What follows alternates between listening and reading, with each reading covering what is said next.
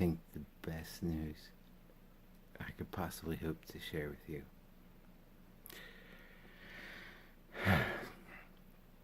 The world is healing. Mother Earth is healing. Father Sky is healing. Divine Feminine and Divine Masculine are once again embracing.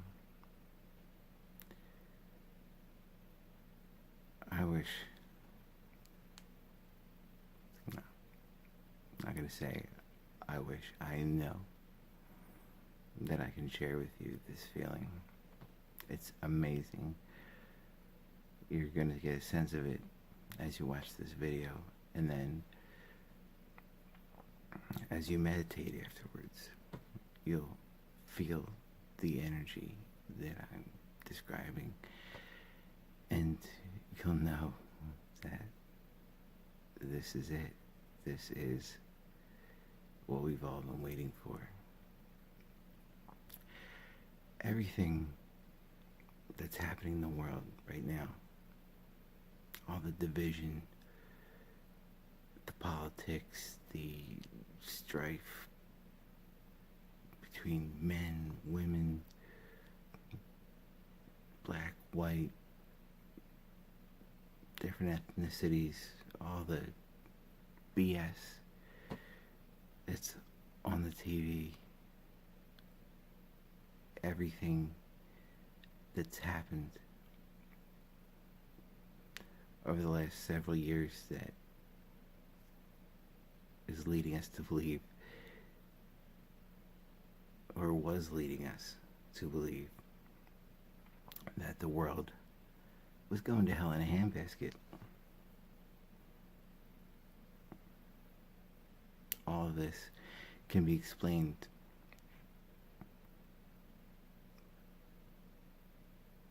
by the division of divine masculine and divine feminine. Even the Bible, you can look at that with new understanding. The Old Testament is divine masculine. It's absolute strength, putting your foot down. And the New Testament is divine feminine, unconditional love, and acceptance of others.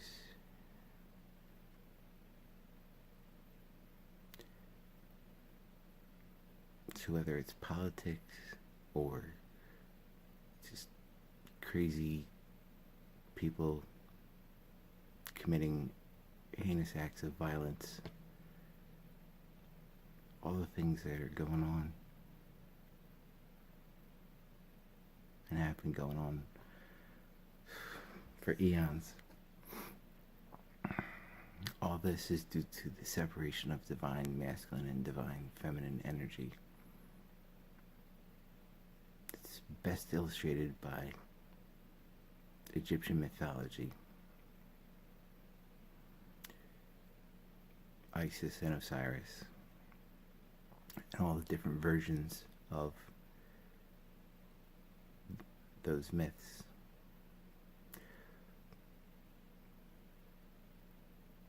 And when you use the word myth, it conjures to mind something that's false.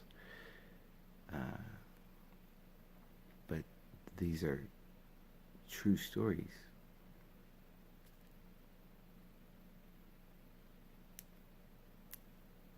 True in that they represent the separation of divine masculine, divine feminine, and all the heartache that we've been feeling, this empty space inside, this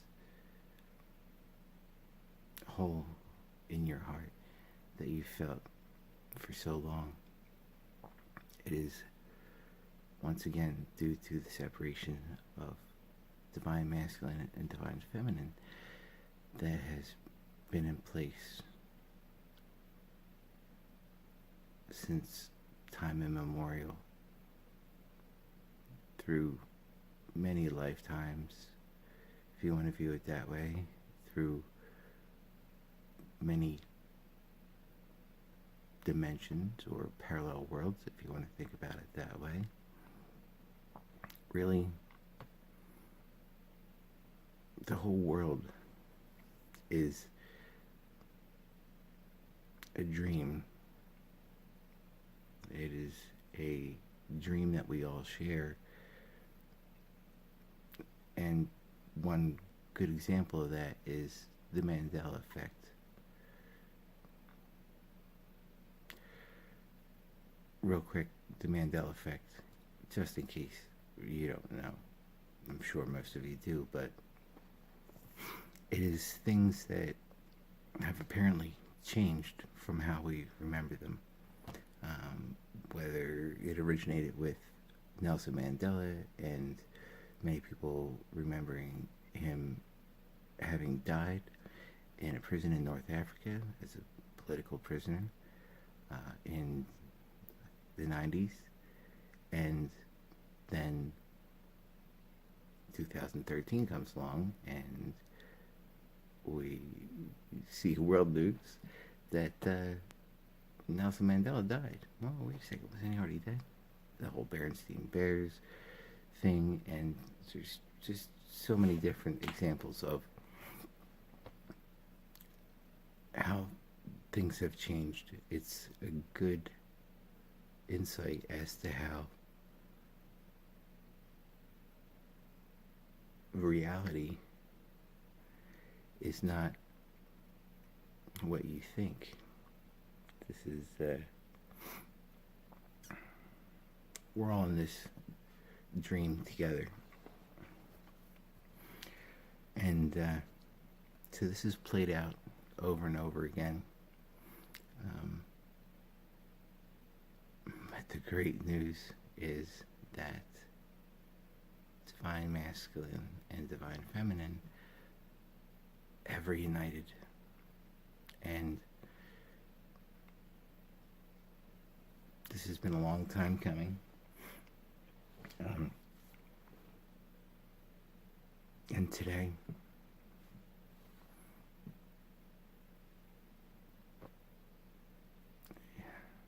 we're past midnight, so it's November 1st, and that's when this process that I was a part of initiated. But obviously the day before was Halloween, and tomorrow is Dia de los Muertos, Day of the Dead. And it's when the veil between our world and what's on the other side of the curtain is supposed to be the thinnest. And we'll see what happens tomorrow. Some crazy things may happen, but what's most important is that this process has not only been initiated, it is coursed throughout the planet, throughout the spiritual grid. If you're aware of what that is, the spiritual grid is basically what the scientific world thinks of as ley lines of the earth. And it gets pretty detailed if you want to jump into it. And of course there's been many artificial alterations to the spiritual grid. But what we're realizing through the Mandela effect and through rampant deja vu, I'm sure a lot of you guys have been experiencing deja vu and synchronicity, and all these things have just really been ramping up. And I can't wait till you feel this amazing, amazing energy. Let me just show you. Let's see if you can see the goosebumps. I mean, the energy is just, it's overwhelming, and it's incredibly great. Love, peace, joy, happiness, the peace, love, light that we've all been wishing each other for so long is now. It's in action. It's just waiting for you to reach out and touch it, to feel it. So,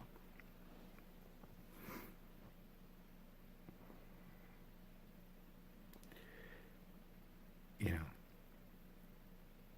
with quantum physics and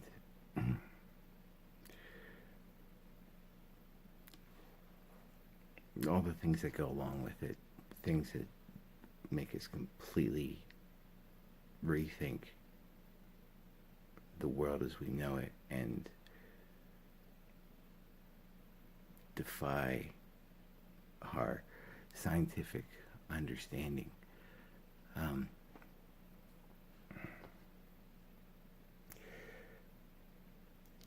So, some people would have you believe that we are living in a matrix and that this world is artificial and that we're trapped.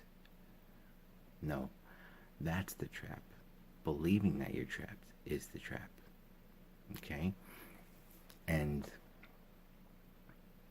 got to be careful where you get your information from, even if it's from, especially if it's from psychedelic substances. I was just going to come right out and say it. DMT.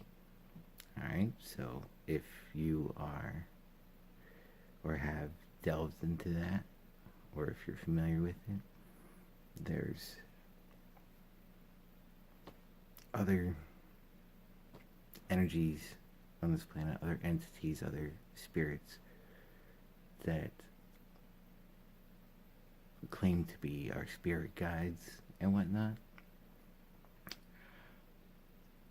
But really, what they are is mainly fallen angels.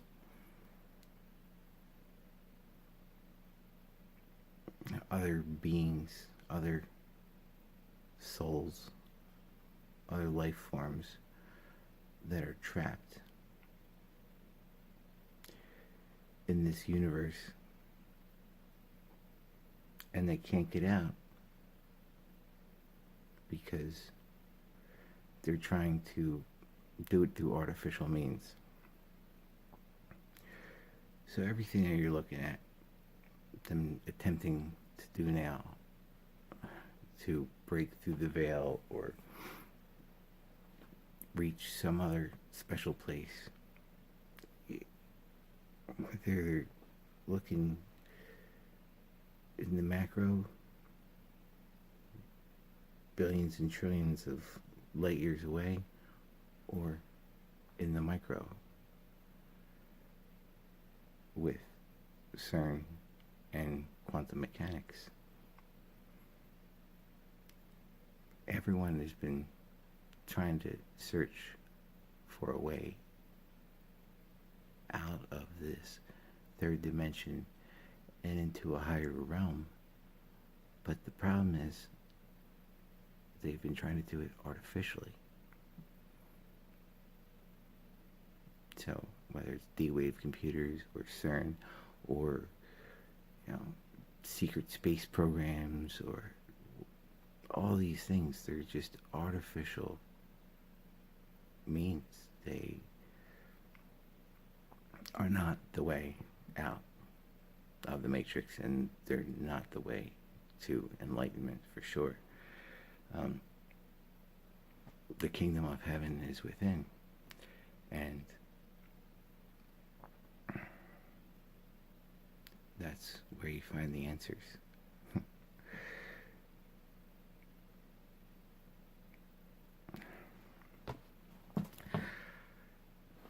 Sorry, I'm having a little bit of trouble finding my words here. I'm just so overjoyed at this.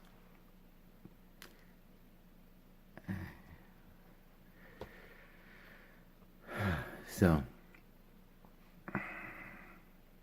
yeah, so science thought that it had, you know, discovered some new stuff, but really all they did was discover that what the yogis and mystics and spiritual teachers have been saying since time immemorial, that it's true, that the world is not a steadfast reality. The world is a shared dream.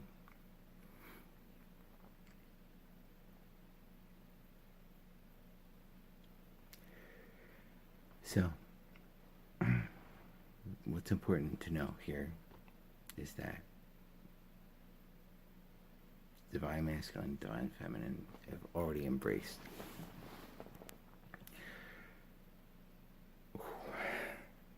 it's got another wave of intense love and amazing joy, peace, tranquility, and I can see it just expanding and changing our future.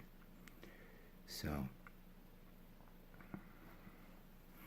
if you're watching this video, you're either already a part of this healing process, or you have the option to join it. And it will happen no matter what. This is how it works with the Mandela effect, the multiverse, parallel worlds theory. So everyone can experience a different reality, and that goes from the very basic of us knowing that even if we're in the same room experiencing the same things, I can see things happening one way and happening for one set of reasons, and someone else can see things happening another way for a completely different set of reasons. I don't have a quarter right here, but this is the best example that I can think of right now. And it was when I was teaching my son about perspective. And he's very spiritual. He was born, an old soul. He's just really been insightful since he was very young, and he's 16 now. But this is probably maybe 8 years ago. I held up a quarter to him. No, this isn't a quarter, this is a battery, but it has a positive and a negative. So this might even be more apropos, because the whole positive, negative, yin-yang thing is all interwoven into this. So I held up the quarter at that time when I was giving the talk to my son. I said, "What do you see? Heads or tails?" And he smiled and he looked at me, because he got my point immediately. He knew that he saw he saw heads, and I was seeing tails. And so I said, "Look, this is how it is in life. This is how people have different perspectives. Now, this is a quarter and I can flip it over. Okay, this is battery. But the quarter, I can flip it over and I can just say, hey, look, this. But if it was, say, an immovable object, or some thing that exists out in the world. It's not something I can just flip over like that. But we were seeing from different perspectives. This was an immovable object. Then we could sit here and we can argue all day. Oh, I'm telling you, it's tails. Oh no, no, it's heads. I clearly see it's heads. No, it's tails. Well, until one of us or both of us agreed to get up, come around the other side, and see it from the other person's perspective, we could sit there and argue forever about whether it's heads or tails. And the same is true for every perspective. So, I'm going to go into this in more detail in another video about the yin and the yang, the positive, the negative. But I'll just quickly say this.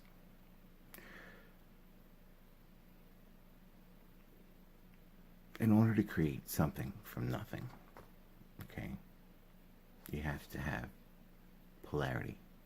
You have to have duality. Okay? It's like a battery. If you just have the positive or you just have the negative, it doesn't work. The electrons don't flow. And the same is true for creating something out of nothing when it comes to this earth, when it comes to souls especially. So in order to create us as true sentient beings, in order to create our souls, there had to be positive and negative. And so the positive and negative has fed off each other since the creation of what we understand as the creation of this universe.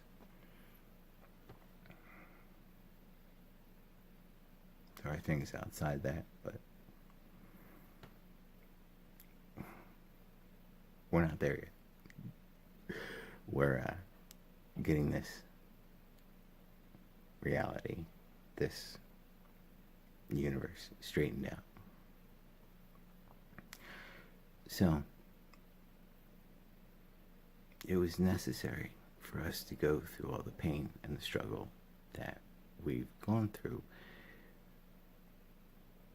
in order to, number one, create something out of nothing, and number two, to give us experience to test us. And build strength. That's the most important part. And we were, at one point, together, divine masculine and divine feminine. And then, in order to expand to the next level, we'll keep it simple here, in order to expand to the next level, we had to separate from each other.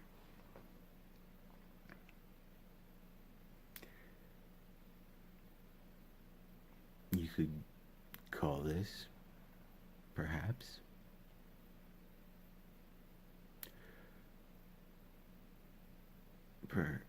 you could consider this part of what people label the Luciferian experiment, which is where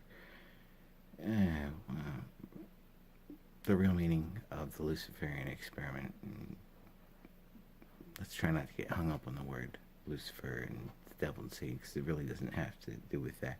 The Luciferian experiment is where we cut ourselves off from source. And we did that to expand source. And if you are a follower of any of some of my favorite teachers, like Abraham Hicks, Bentino Massaro, um, Sadhguru, you should be familiar with the concept of having separated ourselves from source so that we can experience things from an individual perspective. Because really, we are all one, just like the earth is one big biosphere. We think of ourselves as individuals, as people having these lives, and what it really is we are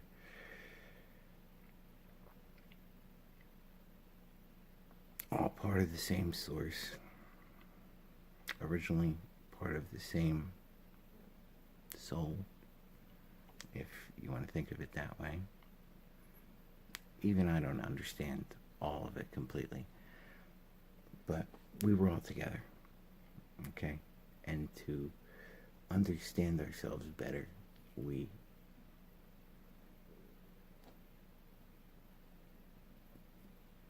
became millions of separate pieces, billions of separate pieces. I mean, we have 7 point some billion people in the world today.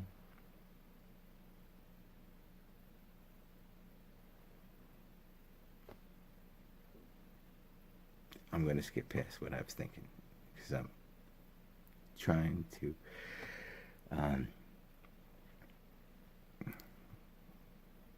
explain something that I've just completely wrapped my head around, and my head's still spinning from being a part of this whole process. Oh, it's so amazing. Yeah. Just real quickly, I'm gonna explain one vision I had that it's kind of like an allegory to explain it. I don't know if you're familiar with Joseph Campbell, the guy who wrote The Hero with a Thousand Faces, and he was like the foremost expert on all types of mythology and allegory, and so these were just different stories to explain concepts to our mind. So this is what I saw. In the beginning, we were a mirror, and we could reflect anything. But what we wanted to see was ourselves. So we very carefully divided ourselves, this mirror, in perfect halves, and we faced those two halves to reflect at each other. And you're probably familiar with what happens when you face two mirrors at each other. It just looks like an endless loop.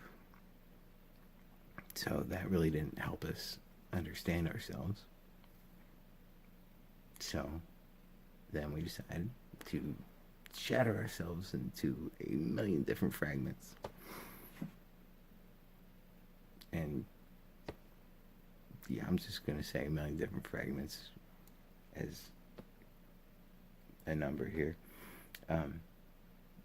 Realistically, there's 7 billion plus people on the planet, but a lot of us are from the same soul group. There's different soul groups. I don't know if you're familiar with the Celestine prophecy and those concepts, but yeah, soul groups are real. In any case, I digress. But it's okay, because all of this is great information and great news. So, what we are as people, we are these tiny mirror fragments, and we are all just reflecting off of one another.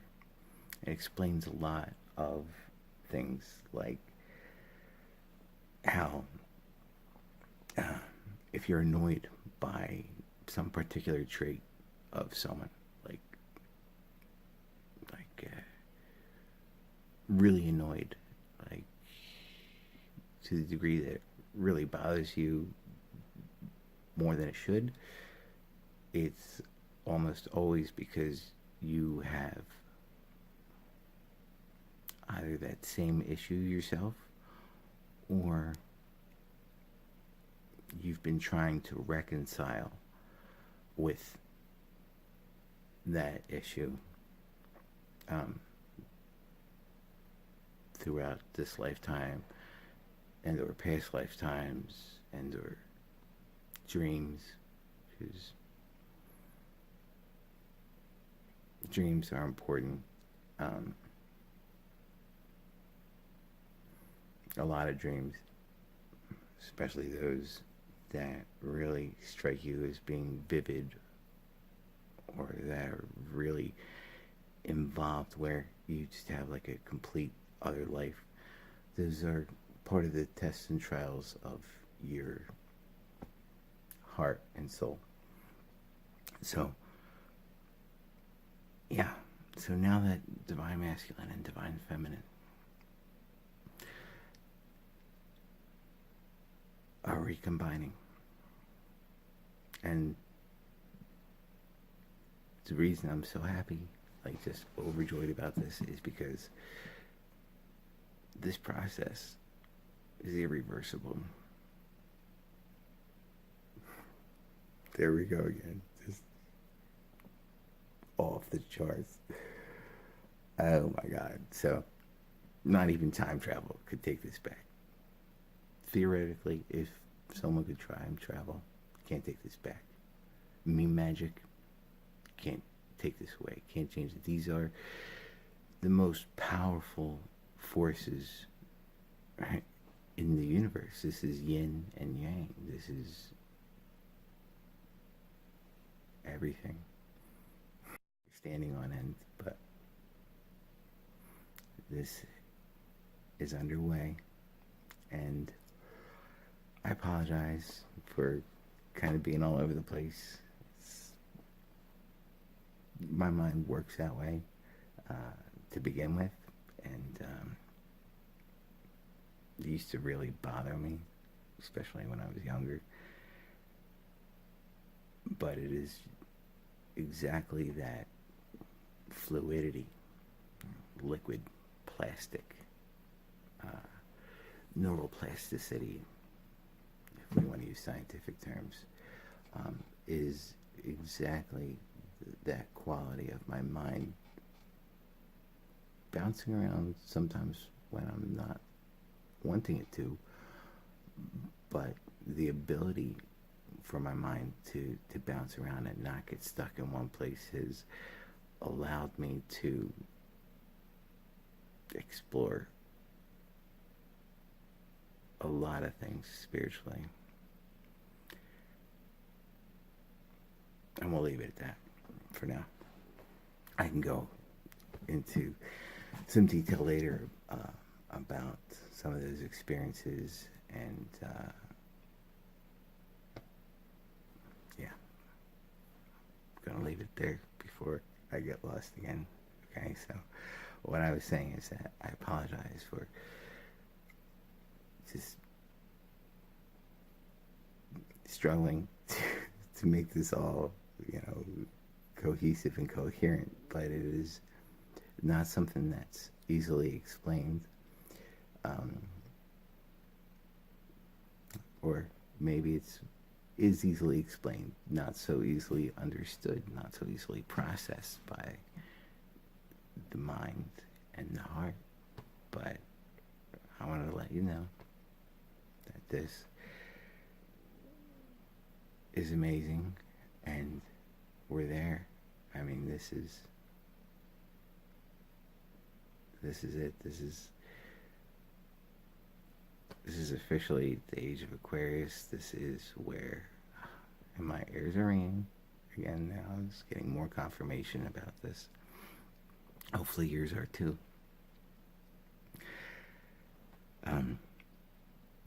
Wow, just the waves of happiness and joy are filling me, and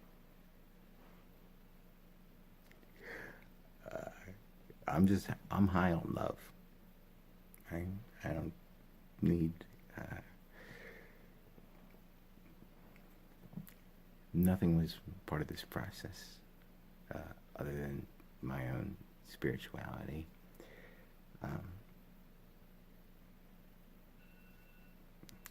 We're just gonna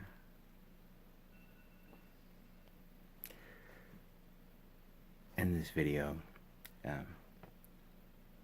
with me letting you know that we've done it. We did it. It's been a long, strange trip. It has been so much heartache and so much pain. But we're here. We are healing the earth and each other. And it's just amazing. So, until next time, I'll leave you with that news. And it's my belief that you will know this is true. You will know this is true because you can feel it. You can feel it in your heart. You can feel it in your soul.